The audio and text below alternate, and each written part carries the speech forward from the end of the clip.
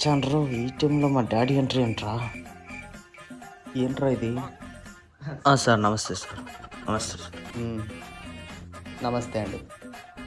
పిలిచారండి sir, అందుకని మా అబ్బాయి చెప్పాడు వచ్చాను సార్. ఏమైంది సార్? ఇగో మీ వాడు చదవట్లేదు. మా వాడు చదవట్లేదా?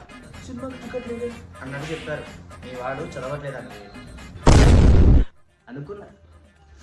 నువ్వు ఇంత అమాయకంగా ఉన్నప్పుడే నేను అనుకున్నా వీడు చదవడని నాకు తెలుసు సార్. వీళ్ళమ్మ ఉంది కదా, వీళ్ళమ్మ మా ఊడు చాలా మంచోడు, బాగా చదువుతాడు, పెద్ద ప్రయోజనం పెడతాడు అని పెట్టింది అదంతా.